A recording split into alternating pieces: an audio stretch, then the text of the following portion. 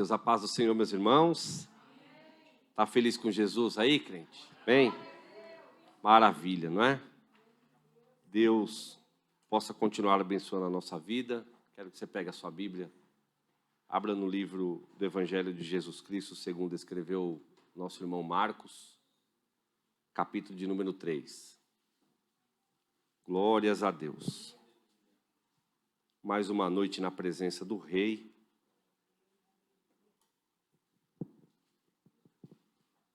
Graças a Deus. Marcos, capítulo de número 3, quem encontrou, diga amém. Eu vou estar lendo alguns versos, irmãos, estejam acompanhando, tá? Em nome de Jesus. Diz assim a palavra do Senhor. Capítulo 3 do livro de Marcos, Evangelho de Jesus Cristo, segundo escreveu Marcos, capítulo de número 3. E outra vez entrou na sinagoga, e estava ali um homem que tinha uma das mãos mirrada. E estavam observando se curaria no sábado, para o acusarem. E disse ao homem que tinha a mão mirrada: levanta-te e vem para o meio. E perguntou-lhes: é lícito no sábado fazer bem ou fazer mal? Salvar a vida ou matar? E eles calaram-se. E olhando para eles em redor, com indignação, condoendo-se da dureza do coração, disse ao homem: estende a tua mão.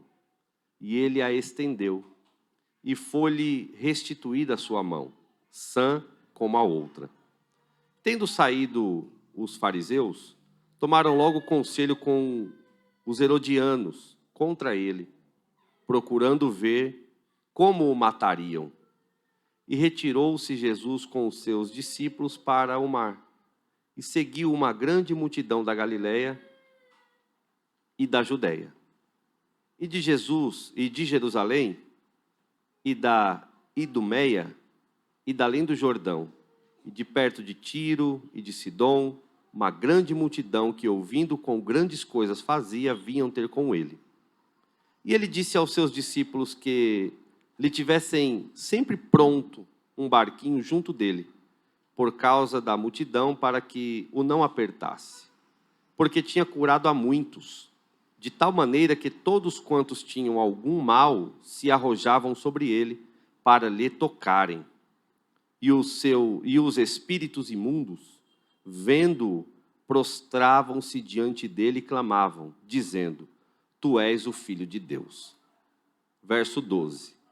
E ele os ameaçava muito, para que não o manifestassem. Amém? Tome seu assento, dando glória a Deus, viu? Em nome de Jesus. Amados irmãos, esta passagem que fica registrada aqui no livro de Marcos, há um registro desta mesma passagem no livro que escreve Mateus e Lucas. Mateus no capítulo 12 e Lucas no capítulo de número 6. Você vai encontrar esse mesmo texto, aonde nós podemos entender que quando ele começa dizendo que outra vez Jesus entra na sinagoga, é interessante que Jesus, quando fazia as suas andanças, ele nunca deixou de adentrar na sinagoga. Jesus nunca deixou de estar na sinagoga, de estar na igreja, a igreja da ocasião, sinagoga, igreja templo, né? Era a sinagoga que tinha era chefiada por os seus líderes religiosos, tais religiosos que não conseguiam impedir a presença de Jesus ali, porque Jesus era um rabi, não tinha defeito, portanto ele não era impedido de adentrar na sinagoga. E sendo rabi, além de adentrar na sinagoga, ele também ensinava. Você vai encontrar textos bíblicos em que Jesus ensinava, abria o livro, né? Abria o profeta Isaías e ali ele pregava. Então Jesus era um rabi, também quando estava como homem, era alguém de autoridade. Portanto, com a autoridade que tinha e tem, ninguém poderia o impedir de estar na sinagoga. seja nos dias de semana, seja aos sábados, ou qualquer dia. Mas o sábado era o dia em que, segundo a lei, não se podia fazer nada, nem milagres, nem ajudar alguém. Era o dia que se escolhera para, possivelmente, apenas ir à sinagoga. Mas olha que interessante, Jesus entra na sinagoga num sábado. Quando ele entra na sinagoga, a história vai dizer que na sinagoga havia um homem que tinha uma das mãos mirrada. Ou seja, havia um defeito no braço daquele homem, em uma das suas mãos. E quem tinha defeito poderia entrar no templo? Pois é, mas aquele homem estava ali. Quando Jesus começa a enxergar aquilo que estava acontecendo, Deus começa a ler o coração deles, e então ele chama este homem para o meio. Ele olha para aquele homem e diz: vem aqui para o meio. Ele tira aquele homem de uma zona de conforto. Ele chama aquele homem para vir até o meio, para receber algo que aquele homem talvez entrar ali naquele templo sem nenhuma expectativa de receber. Estava ali no templo com um defeito físico. Não podemos entender aqui, não dá para se entender como é que ele entra no templo sem ser barrado. Talvez, quem sabe, escondendo o seu braço, a sua mão, não sei. Nós podemos aqui imaginar, mas não temos certeza. Fato é que ele estava com um defeito, era proibido entrar no templo, mas ele deu um jeito de entrar no templo. Ele deu uma maneira, ele encontrou uma maneira de adentrar no templo e assistir o culto. Porque ele estava sedento de ouvir aquilo que Deus tinha para falar ao coração dele. E quando ele adentra no templo, e aqui a história me dá esta liberdade, a Bíblia me deixa analisar, quem sabe este homem entrou para ouvir uma palavra, mas não imaginava que ao encontrar com Jesus, o milagre dele estava à sua porta. Não imaginava que quando Jesus encontra pelo caminho, dentro de uma sinagoga, pode ser no local de trabalho, pode ser na faculdade, pode ser aonde você estiver. Quando Jesus encontra pelo meio do caminho, quando você tem um encontro com Jesus, pode preparar, porque vai vir milagre sobre a tua vida. Pode preparar, porque encontro com Jesus, existe milagre à vista. Este homem talvez não entendera isso, mas quando Jesus coloca os olhos nele, ele diz: vem para o meio. E quando este homem vai para o meio, Jesus lê no coração de todos que estavam ali, que eles não estavam ali preocupados se Jesus ia curar, não estavam ali preocupados se Jesus ia abençoar alguém, se haveria cura ou não haveria, porque Jesus, quando chamava para o meio, ele não chamava simplesmente para expor a pessoa. Jesus, quando chamava, era para operar algum milagre. Jesus, quando chama, é para operar milagre. Jesus, quando se levanta do trono e chama e dá uma ordem, prepara, porque tem milagre chegando.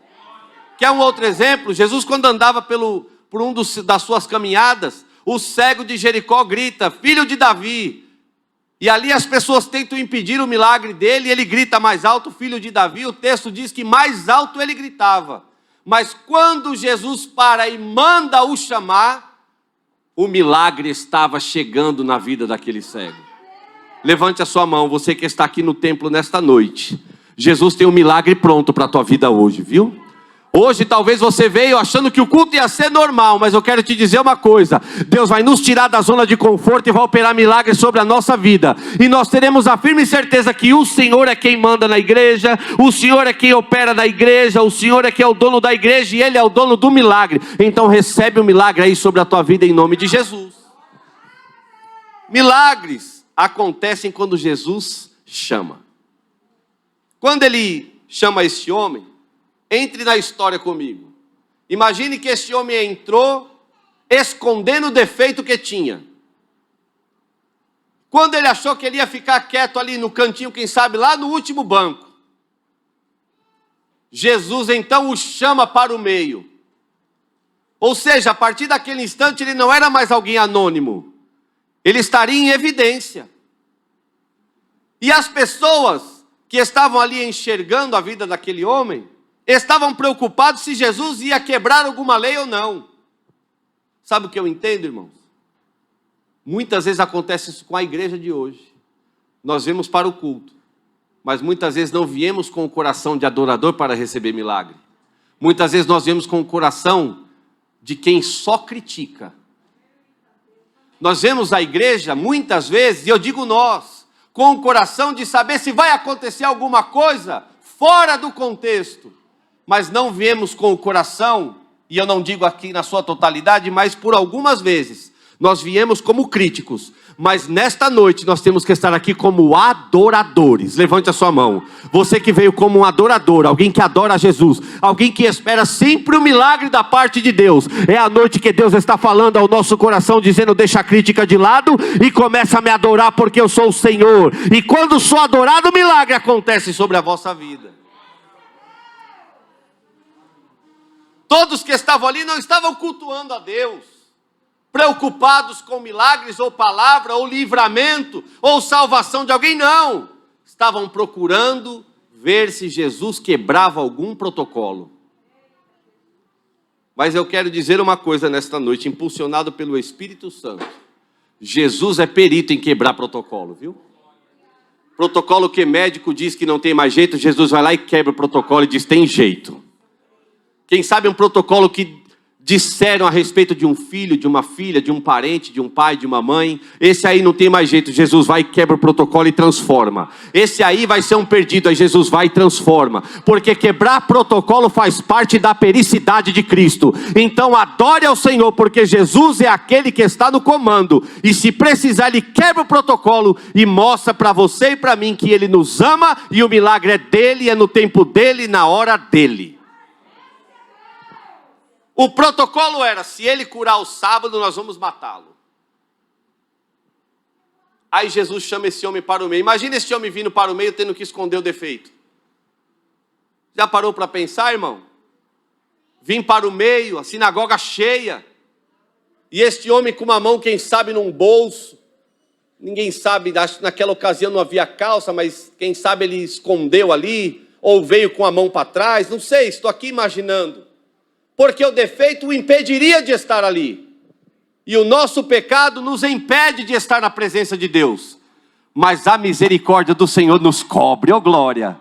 Tem misericórdia de Jesus sobre a nossa vida hoje, irmão. A misericórdia está derramada sobre a nossa vida, sobre a nossa família. E aonde há misericórdia, há milagres sobre a nossa vida. E a misericórdia fez esse homem ir até o meio.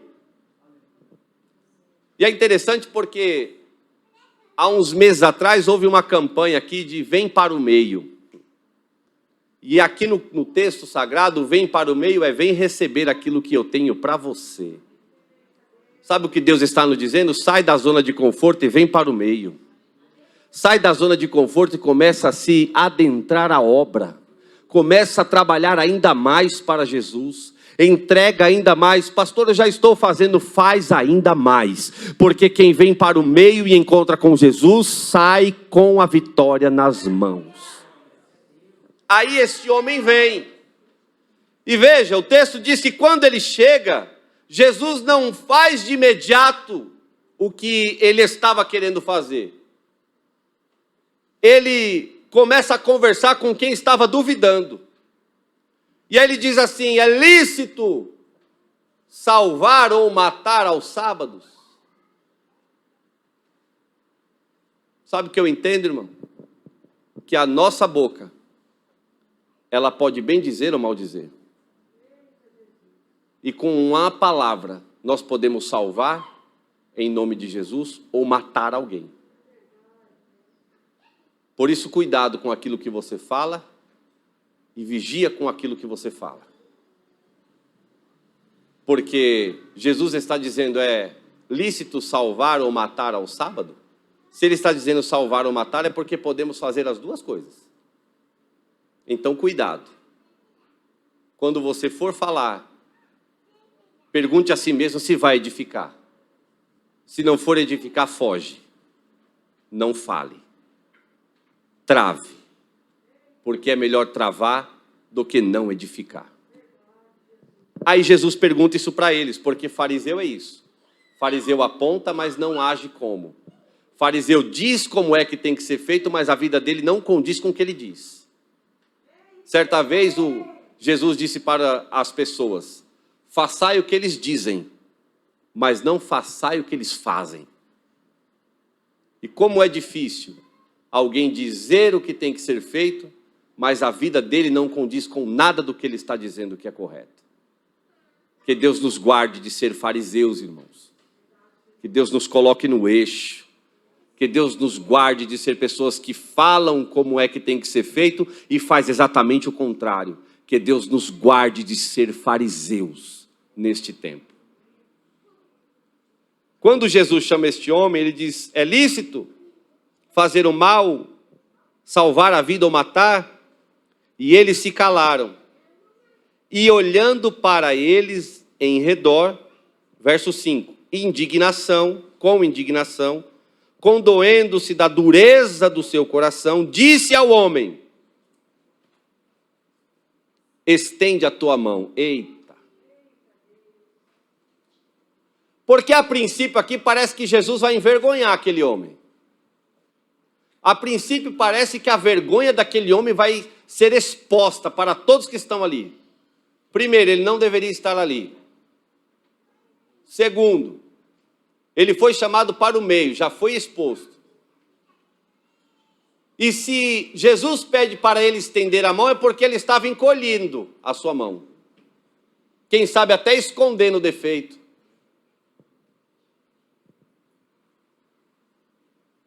E às vezes, irmão, a luta chega na nossa vida, parece que Deus está permitindo sermos envergonhados. Porque quem lê o texto aqui, acredita que Jesus está envergonhando este homem. Porque ele estava quieto lá no canto dele, ninguém sabia de nada. Ele estava lá quietinho.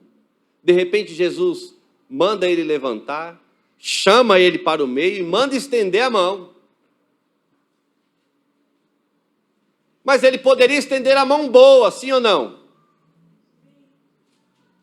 Ele poderia estender a mão boa e querer, talvez por medo, não mostrar o seu defeito. Mas para Jesus ninguém mente. Para Jesus não tem algo escondido. E quando nós encontramos com Jesus, é melhor falar a verdade. Este homem não mostra a mão boa. Quando Jesus diz, estende a tua mão, segundo a história, se você for pesquisar, a mão mirrada, ele praticamente não tinha uma mão. Talvez você até já encontrou por aí alguém que tem uma mão mirrada. Uma mão mirrada, não sei se você já encontrou algumas pessoas que têm o braço, mas quando vai chegando na mão, ela é bem pequenininha, com defeito, praticamente não há mão.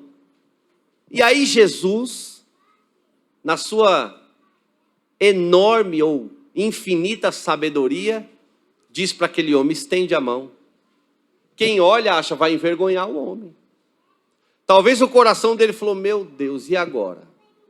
Se eu expor a minha mão, vão me apedrejar e me expulsar da sinagoga. Mas se eu não expor a minha mão, eu estou diante do mestre. O que fazer? Na hora da decisão, tome a decisão por obedecer o mestre. Porque quem obedece tem vitória. Quem obedece tem misericórdia. Quem obedece alcança misericórdia. Quando ele estende a sua mão, ali fica exposto. Sabe o que eu entendo, irmão? Há problemas que vêm na nossa vida que parece que é para nos envergonhar. Mas eu quero profetizar algo sobre a tua vida. Assim como aconteceu com este homem, que a vergonha se transformou em dupla honra. Eu vou profetizar sobre a tua vida. Aquilo que você está imaginando que é vergonha, em nome de Jesus se transformará em dupla honra sobre a tua vida, sobre o teu ministério, sobre a tua casa, sobre aquele que você ora, sobre aquele que você busca, aquele que você intercede, sobre o teu filho, sobre a tua filha, sobre o teu esposo, sobre a tua esposa. Haverá dupla honra. E aquilo que o inimigo acredita que será vergonha para a tua vida, Jesus vai transformar em honra e o nome dele vai ser glorificado, exaltado. Quem acredita dá glória a Deus. Este homem teve uma dupla honra. Porque enquanto todos imaginavam que iriam expulsá-lo da sinagoga, Jesus vai e cura a vida daquele homem. E aquele homem fica são, autorizado, com um milagre na mão e dando glórias ao nome do Senhor. Então levante a sua mão, prepare para dar glória, porque o milagre está chegando. Foi dito aqui, tudo tem o seu tempo determinado, e o tempo do Senhor está chegando na tua vida. Calma, aguenta mais um pouquinho, porque o milagre está chegando. A mão pode estar mirrada, tudo pode estar mirrado, a situação pode estar mirrada, mas o Senhor é aquele que cura, é aquele que livra, é aquele que restaura, e eu creio na restauração do Senhor para a glória de Deus. A restauração para a nossa vida. Jesus já restaurou a nossa vida, irmãos. Já fomos restaurados. Nós não valíamos nada. Um tostão furado. Não tínhamos o mínimo de valor. Jesus já nos alcançou, porque não fomos nós, mas Ele nos alcançou, nos encontrou pelo caminho, nos limpou, nos lavou, somos batizados, lavados e remidos no sangue do Cordeiro. Há milagres sobre a nossa vida, já vivemos grandes milagres, e o Senhor já fez uma grande obra sobre a nossa vida. Então, as demais coisas serão acrescentadas em nome de Jesus, mas temos que ser adoradores do Senhor, para que os milagres aconteçam sobre a nossa vida. Este homem não foi exposto. Aquela vergonha que ele acompanhava sobre a sua vida, que ele acompanhava, aquela vergonha de ter um defeito físico, só durou até a ordem de Jesus. O problema que está sobrevivendo sobre a nossa vida, seja ele qual for, só dura até a ordem de Jesus. Porque quando Jesus dá a ordem, o milagre acontece. Quando Jesus dá a palavra, o milagre acontece. Aliás, há um centurião que diz que quando ele chega clamando pelo seu servo, Jesus diz: eu vou na tua casa. Ele diz: não, senhor, eu não sou digno do senhor entrar na minha casa. Eu sou um homem que eu não tenho dignidade para que o Senhor entre na minha casa. Mas eu sou um homem de autoridade. Se eu digo para um faz isso, ele faz, para aquele ele faz. E se eu der uma ordem a outra, ele vai cumprir. E eu acredito que basta uma palavra do Senhor e o meu servo será curado. Coloque a mão no seu coração. Basta uma palavra do Senhor. Isto é palavra de Deus, irmão. Não é sensacionalismo não, é Espírito Santo falando. Basta uma palavra do Senhor a respeito desta situação que você tem buscado, que você tem orado, que você tem clamado ao Senhor. Uma palavra dele muda toda a história. Uma palavra dele muda toda a estrutura. Uma palavra dele, o milagre acontece. Uma palavra dele e o cego enxergou. Uma palavra dele e este servo foi curado. Uma palavra dele e aquela filha que estava endemoniada foi sã. Porque a palavra do Senhor é maravilha para aqueles que nele esperam. Está esperando em Jesus? Então vai ter milagre sobre a tua vida, viu? Em nome de Jesus, fica de pé para a glória de Deus. Aleluias!